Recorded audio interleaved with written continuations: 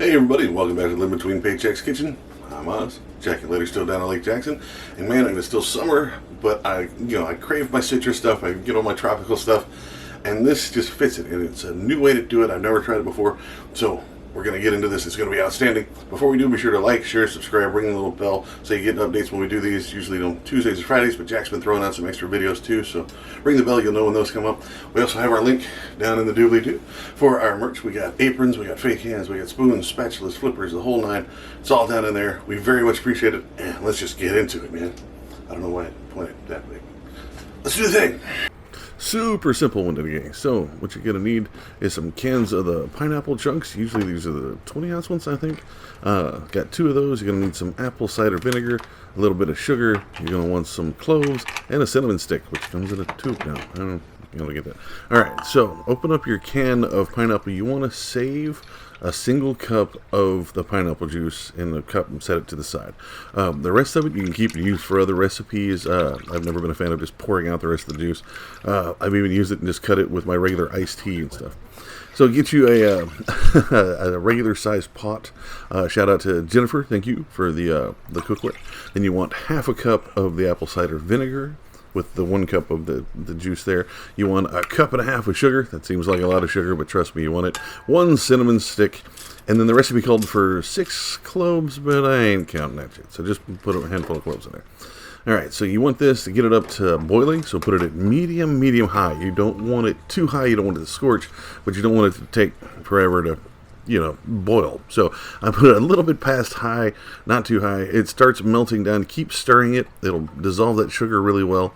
That way you don't have it stuck to the bottom and you're good. Bring this to a boil. Start getting the bubbles in it. Go ahead and add your pineapple to it.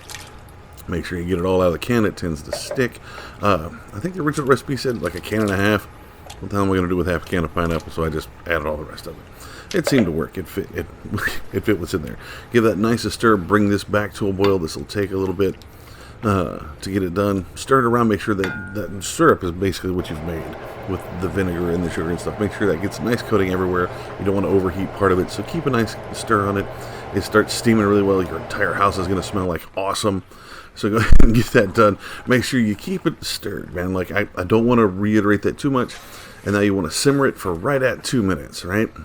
Let it simmer for 2 to 3 minutes. Tastes, smells great. You're doing good.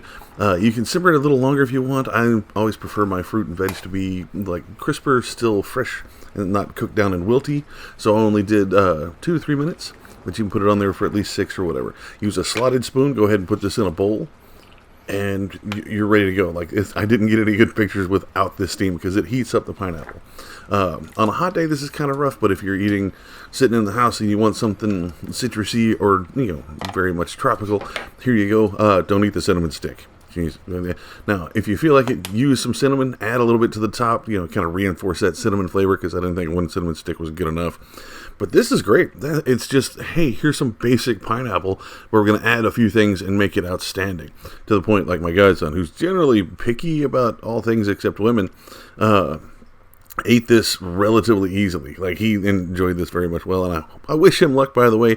He just shipped out for the United States Army, so I hope he's doing well. Hopefully he'll see this when he gets back, because I don't think they have phones over there. But this was great. It's well under our $10 budget. It made enough to feed at least 5 of us with this. It's a great dessert. It's a full thing, just a snack in the middle of the day that'll fill you up and keep you going. Try this. Try it out. Trust me, this is good. And there you have it, man. That was amazing. I absolutely enjoyed it. Andy and AJ are in the other room. They enjoyed it. They're eating it. And one of them is relatively picky. The other one, not so much. You can kind of tell. But I'm not going to say which one's which. But they enjoyed it. I very much enjoyed it. This is going to make its way into my regular rotation.